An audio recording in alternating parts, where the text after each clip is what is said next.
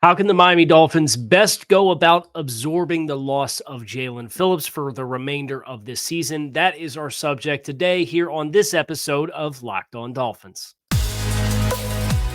You are Locked On Dolphins, your daily Miami Dolphins podcast, part of the Locked On Podcast Network, your team every day. All right, Miami. Welcome to another episode of Locked On Dolphins. It's your team every day here on the Locked On Network. I'm your host, Kyle Krabs, a lifelong Miami Dolphins fan, host of Locked On Dolphins, co-host of Locked On NFL Scouting. You can find our shows on YouTube or wherever you listen to your favorite podcasts. Appreciate the everydayers who are locked in with us because it is your team every day. We don't just say it, we live it here on the Locked On Network. Today's episode of Locked On Dolphins is brought to you by LinkedIn Jobs. LinkedIn Jobs helps you find the qualified candidates that you want to talk to faster. Post your job for free at linkedin.com/LockedOnNFL. That's linkedin.com/LockedOnNFL to post your job for free. Terms and conditions do apply. We have the unenviable task of going over what the Dolphins are going to do with their edge rush room with the departure due to a torn Achilles of 2021 first-round pick Jaylen Phillips. Tough task. Not going to be accomplished by a singular player. But I think there is some worthwhile discussion about snap counts and snap shares and where guys are taking snaps. This is going to be a collective group effort for Miami to absorb. There's no question about that. Mike McDaniel said as such on Saturday when he had his press conference and confirmed that Jaylen Phillips did indeed tear his Achilles. But I think the first thing that you have to do is we have to look at this nucleus of this Dolphins defense and acknowledge who the nucleus is, because there's about 13 guys that have really been the guys for this group. It's been your base starting 11. So that's, or I should say your base starting nickel, because you run majority nickel. So your secondary of Javon Holland and Deshaun Elliott and Kader Kohou and Jalen Ramsey and Xavier Howard. And your two linebackers of David Long and Jerome Baker. And then your rush four of Sealer and Wilkins on the inside and Chubb and Jaylen Phillips have been the base 11. And then you've had Andrew Van Ginkel and Raekwon Davis as kind of, depending on, is Kohou on, is Davis on, kind of working within the nickel, and then your third primary pass rusher, who's a bit of a jack of all trades. So that's how they've been distributing since Ramsey has come back in the Patriots game. That's been the group that's getting the run. There's like Agba's getting a handful of snaps, half dozen snaps. Deshaun Hand's getting a half dozen snaps. Nick Needham's getting a half dozen snaps. They're really not kicking a lot of reps out to the rest of the guys. And now with Phillips interrupting that, the obvious transition is Andrew Van Ginkel, who to date has taken about 60% of the defensive snaps, but only 45% in the last 3 games, is going to see his workload effectively double versus the last 3 games. Jaylen Phillips, in games that he has dressed this season, including the game in which he tore his Achilles against the Jets on Friday, 71% of snaps taken in games he has dressed for, but the 3 full games that he played prior to that was at minimum 85% of the defensive snaps. That's vacated. Now, you've had Andrew Van Ginkel, who's 45, so you got 40% right there. Now, that's 40% that's vacated elsewhere, whether that be another stack off-ball linebacker or a third edge guy. But the obvious connection is that Andrew Van Ginkel, as Phillips has accelerated his play and come off the snap count from coming back from the oblique/back injury, Andrew Van Ginkel doubling his snap count is going to be helpful. And for context, in the last 3 games, Andrew Van Ginkel has actually taken more snaps as a linebacker than he has as a defensive lineman. So there's some instances in which Jaylen Phillips moves around. There's a lot more instances where Andrew Van Ginkel moves around. I think maybe we move Andrew Van Ginkel around less I think the unique challenge is Van Ginkel does have versatility that you're going to want to weaponize and have on the field in certain roles that are within what he's been doing for this Dolphins defense.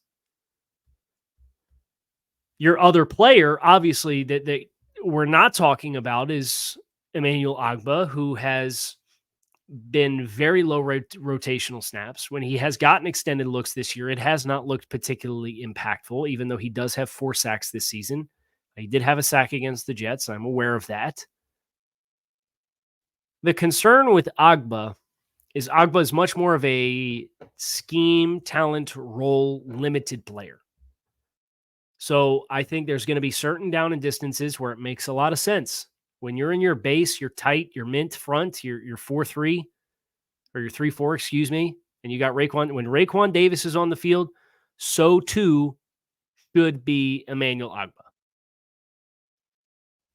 The challenging component there is when you get teams that run in 12 personnel, but they have athletic tight ends that can flex and detach from the set, and you're playing with a slot or a big slot. Sometimes in that tight front, based on the personnel, when you're out there with the base personnel, one of those outside linebackers is going to be walked out there up on a slot. And that is not the world that you want to use Emmanuel Ogbah in. Well, Jaylen Phillips, part of what makes him so special and part of what makes Bradley Chubb so impactful is those guys, they can walk out 5 yards from the tackle. And they could throw a jam on a tight end and play flat responsibility. I don't want Emmanuel Ogbah doing that. So maybe this is a matter of if you're in base and Emmanuel Ogbah is out there, Bradley Chubb maybe flip-flops a little more. Maybe he goes away from the strength of the tight ends. But you want Bradley Chubb out there taking advantage of his play at the point of attack too. So then does it become, well, you put Andrew Van Ginkel out there regardless because he has more drop ability? Is it week to week based on how well teams run the ball versus pass the ball and their tendencies? Like, these are all the questions we have to ask ourselves.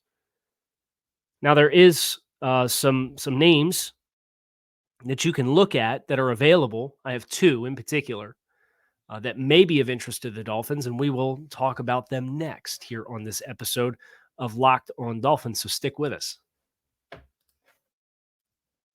When you're hiring for your small business, you want to have as many top-tier candidates as possible to interview, and that's why you have to check out LinkedIn Jobs. LinkedIn Jobs has the tools to help find the right professionals for your team faster and for free. This is not just another job board. LinkedIn has a vast network of more than 1 billion professionals, which makes it the best place to hire. Hiring is easy when you have that many quality candidates. So easy, in fact, that 86% of small businesses get a qualified candidate within 24 hours on LinkedIn.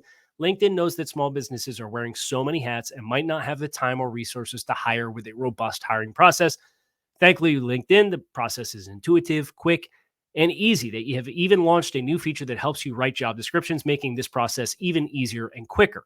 Post your job for free at linkedin.com/LockedOnNFL. That is linkedin.com/LockedOnNFL to post your job for free.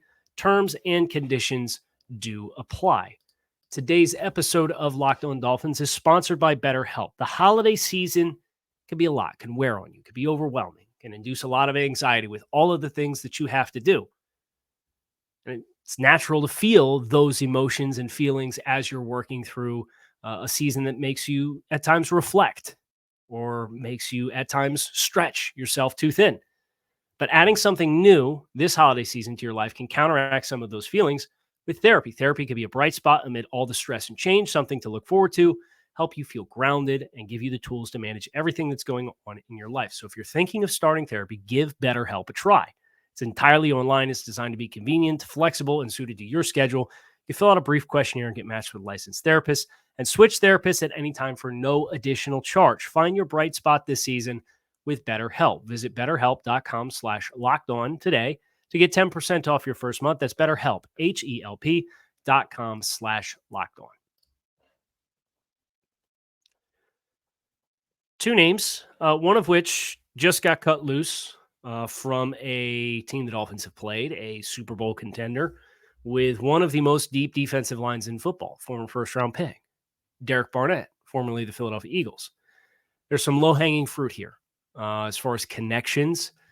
Say what you will about Vic Fangio and the role that he played within Philadelphia, but he was present at times for that team last year. They played a similar system. They play an even more similar system now with Sean Desai. So there's familiarity with the roles and the responsibilities and what you're supposed to do and how everything works. Barnett passed through waivers. He is an unrestricted free agent, can sign with any team that he would like. Miami makes a lot of sense. There's some challenges with Derek Barnett, though. The first one being this. Derek Barnett has played 101 defensive snaps since the end of the 2021 season. I'll say that again. Since the end of 2021, so all of 2022 and thus far in 2023, the last season and a half, season and 3/4 effectively, Derek Barnett has played 101 snaps of defensive football for the Eagles. Not a lot of reps as of late. What do you have? What does he have? 12 snaps since week 6 of this season. And Derek Barnett has also, I live in the greater Philadelphia area, developed a little bit of a reputation for being somebody who plays beyond the end of the echo of the whistle and has some self-inflicted wounds for his defense, his unit. So do you want to bring that element into the fray with it being such an unknown? Now, there you could probably do at this stage for Derek Barnett with how little he has played, and at this stage of this season, you could probably do a 1-year deal for a very negligible amount of money. And if you're releasing somebody else from the team, the cap ramifications of that are probably fairly modest. So I don't think there's a high risk involved for Miami to do that. But Derek Barnett, is the familiarity within the system worth the relative unknown and the risk of the negative plays that may come as a result, knowing full well that Philadelphia, and yeah, they do have an embarrassment of riches, but they cut them loose. The other name that I have is a familiar one because he played here last year, Melvin Ingram. Played in a different scheme.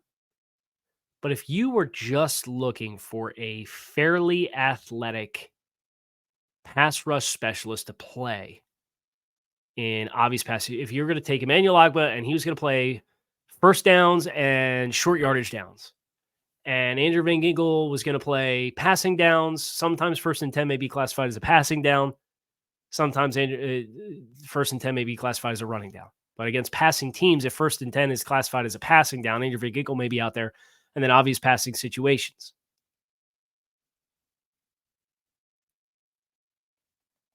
Would you rather have Melvin Ingram, who played meaningful football for the not just meaningful football for the Dolphins last year? He played good football when he was available to the team last year. Well, he had 6 sacks, played 17 games. He played, what became down the stretch a modest snap count, but he played 500 snaps for Miami last year. It was 45% of total defensive snaps. And again, as the season went on, and the season wore on, he kind of got phased out a little bit. He started 50, 60% of the snaps the first 2 months of the season. You get late down the stretch, weeks 13 through 17, and it's 25% of the snaps, 46, 28, 20, 47. Like, rotational guy, he's still out there. He knows all the players on this team. If you just wanted a pass rush guy, and a guy that could rotate in on the edge and give you 10 to 12 pass rushes a game,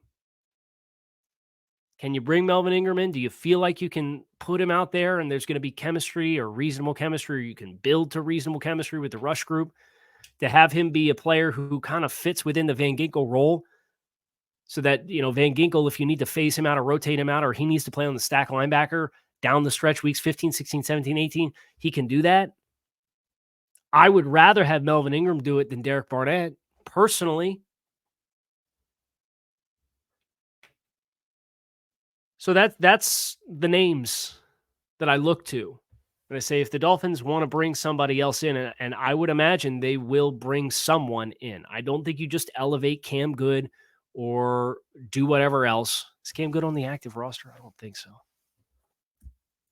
I don't think you just bring a practice squad name here and call it a day. And obviously the Dolphins are going to continue to have some strategy as far as bringing guys back from IR. So this roster spot is one that, is it Chris Brooks comes back off of this spot and you roll it for a week and add somebody to the practice squad and cut loose, whether it's Alexander Johnson or Anthony Schwartz or Darrington Evans. If you bring back Chris Brooks, like from a personnel standpoint, you can shuffle the deck however you want. If you can sell either Derek Barnett or Derek Barnett or Melvin Ingram on signing on a practice squad deal, come and then you get 3 weeks and phase them in, or they can get a few weeks to get familiarized with what this group is doing and roll them out. So I looked at the names on the roster. Van Ginkel doubling his snaps will help eat some of this. Ogba's snap count is going to go from a half dozen to probably 20, 25. And then you may see some more Duke Riley as an extension on off-ball situations when Andrew Van Ginkel has to play up on the edge. I think those three guys are the three primary guys that need to be prepared, most prepared in-house. And I do think there will be some level of a corresponding move. Whether it's a good one or not is a different story. All right, some big picture thoughts for this Dolphins team as we get ready to shift gears and look towards the Washington Commanders. That will be coming up next on this episode of Locked On Dolphins, so stick with us. It's always a little bit more fun to watch football when you got something on the line, and PrizePicks can help you be as engaged and entertained this football season as you have ever been. PrizePicks is the largest daily fantasy sports platform in North America. It's the easiest and most exciting way to play daily fantasy sports because it is you against the numbers, not you against thousands of other players. You pick 2 or 6 player stat projections with more or less than what PrizePicks selects.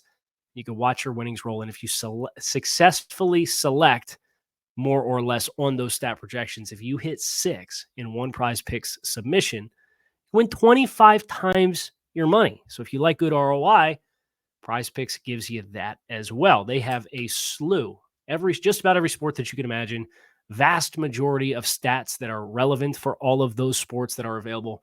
And you can put them all together with a few taps on your phone to stay in the game at PrizePicks. I love that they have Apple Pay as well. So if you need to make a deposit on short notice, you can do so and stay in the game. Go to prizepicks.com/LockedOnNFL and use code LockedOnNFL for first deposit match of up to $100. That is prizepicks.com/LockedOnNFL and use code LockedOnNFL for first deposit match of up to $100.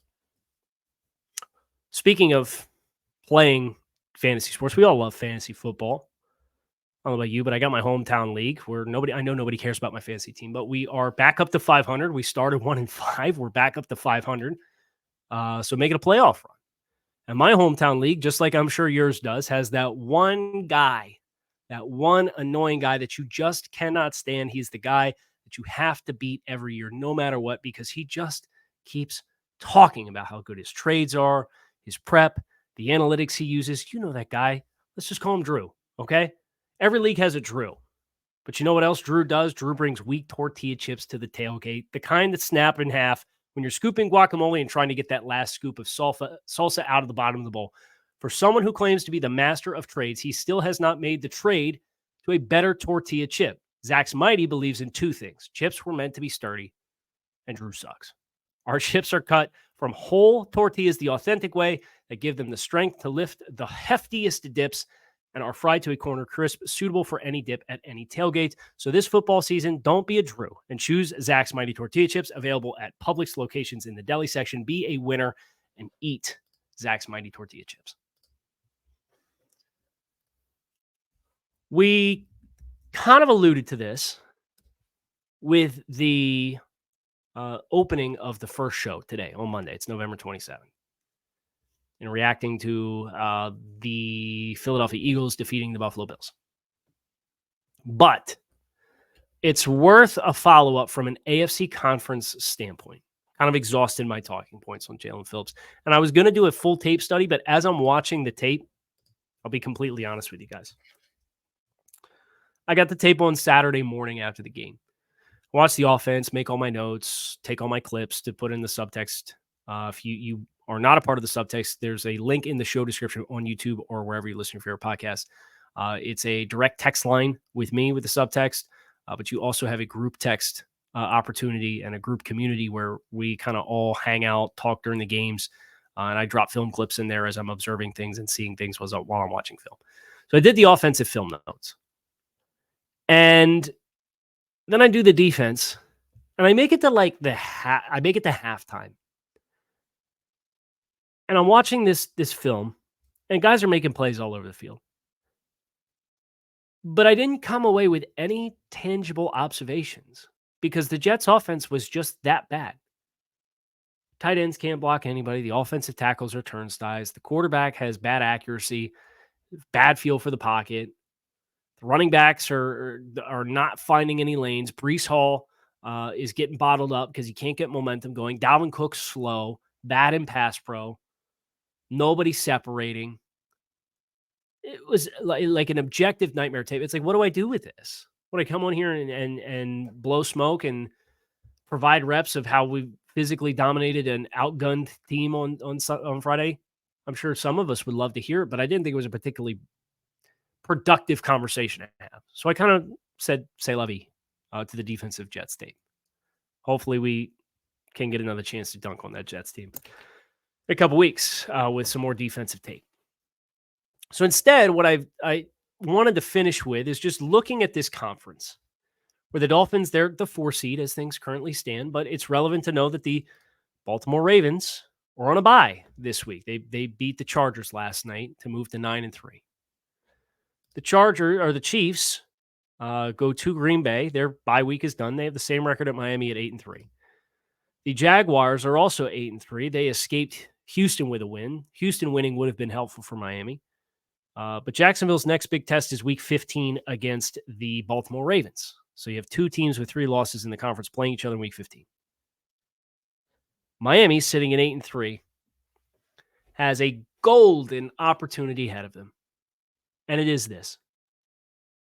The AFC East divisional standings have the Dolphins with a 3-game lead in the loss column, and the Dolphins have 6 games left to play. One of those is head-to-head in week 18 at Miami against the Bills, obviously. The Bills are off next week. They're also on a bye. They lost in the most heartbreaking fashion possible with a 59-yard field goal in pouring down rain to send the game to overtime with 20 seconds left, and the Bills totally turtled at the end of the game, burned timeouts, had a chance to try and score with 20 seconds left, burned their timeouts, didn't use it, kneeled the clock out, went to overtime, went down, kicked the field goal, and lost. 6-6 for Buffalo. Buffalo out of the bye goes to Arrowhead to play the Chiefs. Now, the Chiefs, they didn't play great against the Raiders, but the Chiefs, nevertheless, are 8-3. They've lost to Denver, Philadelphia in week 1 without Chris Jones and Travis Kelce against the Detroit Lions. They have since beat Miami, Jacksonville, the Jets before the Jets were a disaster, Minnesota, who's a winning team, Denver, who's a winning team. They got Green Bay this next upcoming week. They have the Bills at home, and that's obviously been a very spirited rivalry. If the Bills lose to Kansas City and Arrowhead in week 14, it would move their record to 6-7. And I'm not a math guy, but I can tell you this. If Miami goes to Washington and beats the Commanders this week, and then they play at home on Monday Night Football against the Titans in week 14, and they win that game as well, the best Buffalo could hope for is that Miami loses out and the Bills win out to take the division based off of a head-to-head tiebreaker if the Bills were to sweep Miami. You could also look at it this way. The Dolphins' magic number to clinch the division is 4. It's November 27th. 4 combined Dolphins wins and Bills losses clinches the Dolphins the AFC East. And Miami has a 4-8 Washington Commanders team up next. And then they have a 4-7 Tennessee Titans game at home. And then they have a 4-7 New York Jets team at home. If you win those 3 games and Buffalo loses in Arrowhead, the Dolphins will have clinched the AFC East a week before Christmas on December 17th. So this whole 3-game block that you're talking about with Dallas and Baltimore and Buffalo to close the season, it will matter for seeding purposes, and it will matter for the aspirations of Miami reaching the stratosphere of the conference that they want to play. And again, Miami plays Baltimore. Jacksonville, Baltimore play each other. If you do well down the stretch, the 2 seeds within your striking distance, unless the Chiefs drop a game somewhere, in which case you could get the 1 feasibly. If you run the table or you get close to run the table, if you take the next 6 games and you go 5-1. But let's just focus on the first half of that. Washington, Tennessee, and New York. 3 4-win football teams. And the Bills got to go to Kansas City after the bye. And even then, they got Chargers on the road on a Saturday. They've got Dallas just like Miami does. And they have Miami again. You mean to tell me the Bills are going to win all those games? Just 1. The next 3 for Miami and just 1. And the Dolphins will clinch the AFC East and can turn their eyes towards the bigger picture of the AFC, top of the AFC conference standings officially. You start with the next one, objective, get a win, get number 9, clinch a winning record. You get the one after that, and your focus is double-digit wins. Okay? Now, the Dolphins didn't do that last year. The one after that is a potential clinching scenario, and the way that the timing works out is fascinating because Miami, if they beat Washington, they definitively go 3 games up in the standings. And then the Bills will play Kansas City, and the Dolphins will know when they play on Monday night, if we win our next 2 games, we win the division. They will know because they play last in Week 14. And then, of course, you have a clinching scenario at home against the Jets. If you win the next 2 games and the Bills lose to the Kansas City Chiefs. It's all there. It's all right in front of the Dolphins. And they have taken care of business with the first 2 games coming out of the bye to go from 6-3 to 8-3. Let's focus on the next one. Our attention here on the show shifts to Washington next. The rest of our programming this week will be focused in on the Commanders. Sam Howell, a lot of passing yards, a lot of sacks. The Dolphins have a lot of sack production this season. They need to retinker the pass rush without Jaylen Phillips, so we kind of touched on that a little bit today. But you can keep it locked in right here on Locked On Dolphins. It is your team every day. I appreciate you guys checking out the show. Find us on YouTube or wherever you listen to your favorite podcasts. I am out of here. Fins up. Make it a great rest of your day. Enjoy Monday Night Football tonight, and I'll be back again tomorrow to talk more about this Dolphins playoff run. Peace.